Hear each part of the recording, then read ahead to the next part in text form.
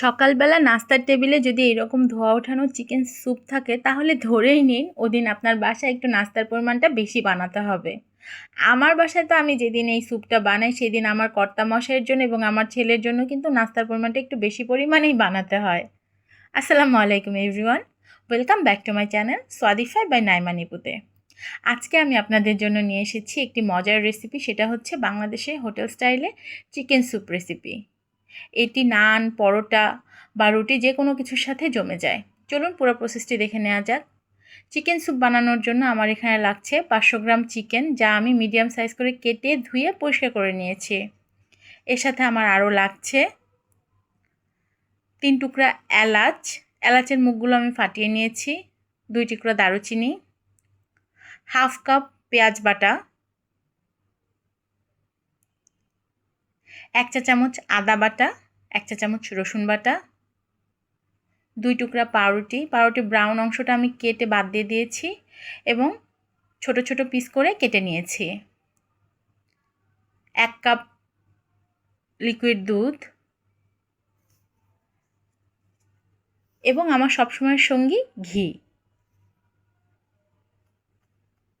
এখন পাউরুটিটা আমি একটি ব্লেন্ডারে নিয়ে নিচ্ছি ব্লেন্ড করার জন্য। দুধটা মিশিয়ে আমি ব্লেন্ড করে নেব। ব্লেন্ডিং প্রসেসটা আমি এখানে দেখাচ্ছি না, আমি অফ ক্যামেরায় ব্লেন্ড করে নিয়েছি। ব্যাস দেখে নিন, আমার হয়ে গেছে ব্লেন্ড করা। এরকম সুন্দর করে ব্লেন্ড করে নিতে হবে। চলুন রান্নাটি শুরু করা যাক।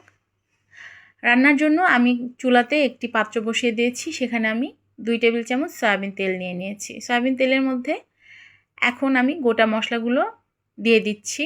যখন একটা সুন্দর ঘ্রাণ বের হয়ে আসবে তখন সেই মুহূর্তে আমি যোগ করব হাফ কাপ পেঁয়াজ বাটা। পেঁয়াজ বাটাগুলো আমি তেলের সাথে ভাজতে থাকবো যতক্ষণ পর্যন্ত পেঁয়াজের যে কাঁচা গন্ধটা আছে সেটা দূর না হয়। যখন পেঁয়াজের কাঁচা গন্ধটা দূর হয়ে যাবে তখন আমি এর মধ্যে যোগ করব 1 চা চামচ আদা বাটা এবং 1 চা চামচ রসুন বাটা এবং সবগুলো মশলা আমি একসাথে আবার ভাজতে থাকবো। সবগুলো মশলা যখন ভাজা হয়ে যাবে, উপরে তেলটা যখন ভেসে উঠবে, তখন আমি এর মধ্যে দিয়ে দিব স্বাদ মতো লবণ, 1 চা চামচ ধনিয়া গুঁড়া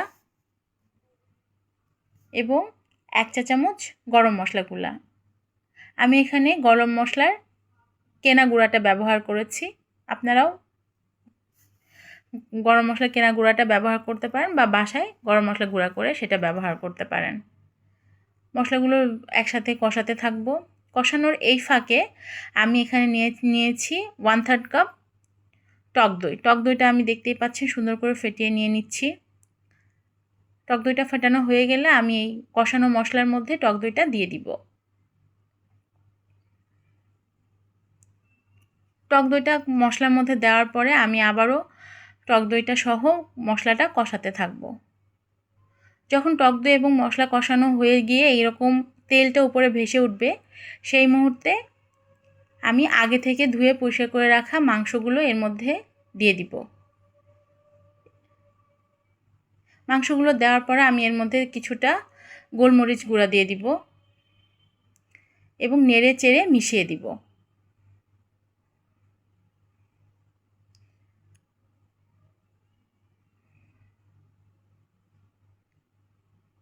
নেড়ে চেড়ে মেশানো হয়ে গেলে আমি মশলাগুলো মাংসের সাথে কষানোর জন্য ঢাকনা দিয়ে কিছুক্ষণ ঢেকে রেখে দেব। আমি এখানে প্রায় 10 মিনিট মতো ঢেকে রেখে দিয়েছিলাম মাংসগুলো মশলার সাথে কষানোর জন্য। 10 মিনিট পরে আমি ঢাকনাটি খুলে আবারও মাংসগুলো নেড়ে চেড়ে মিশিয়ে দিব।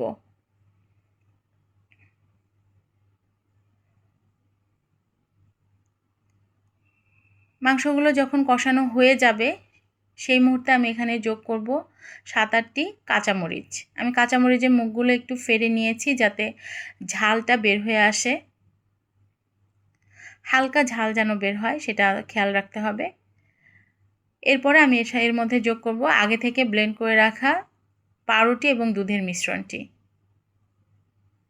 এবং এগুলো আমি নেড়ে চেড়ে মাংসের সাথে মিশিয়ে দিব। মেশানো হয়ে গেলে আমি এখানে যোগ করব আরও 1 কাপ পানি। আমি ব্লেন্ডারটা ধুয়ে এখানে আরও 1 কাপ পানি দিয়ে দিচ্ছি।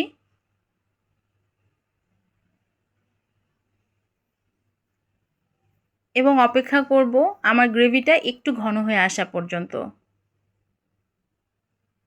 যখন গ্রেভিটাতে এরকম বলক চলে আসবে এবং গ্রেভিটা একটু ঘন হয়ে আসবে, তখন নামানোর ঠিক আগ মুহূর্তে আমি এখানে যোগ করব 1 টেবিল চামচ ঘি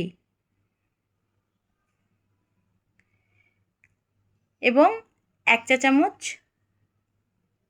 চিনি। চিনিটা এই চিকেন স্যুপের সব মশলাগুলোকে ব্যালেন্স করবে এবং স্বাদটাও বাড়িয়ে দেবে।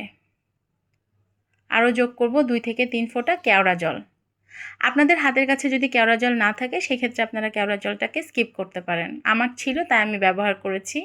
আর কেওড়া জলটা দিলে একটা শাহি শাহি ফ্লেভার আসে। ব্যাস হয়ে গেল আমার গরম গরম চিকেন স্যুপ। আমার রেসিপি দেখে যারা একবার হলেও বাসায় এই রেসিপিটা ট্রাই করবেন তারা অবশ্যই আমাকে কমেন্ট করে জানাতে ভুলবেন না। সবাই ভালো থাকবেন, আমার জন্য দোয়া করবেন। আসসালামু আলাইকুম।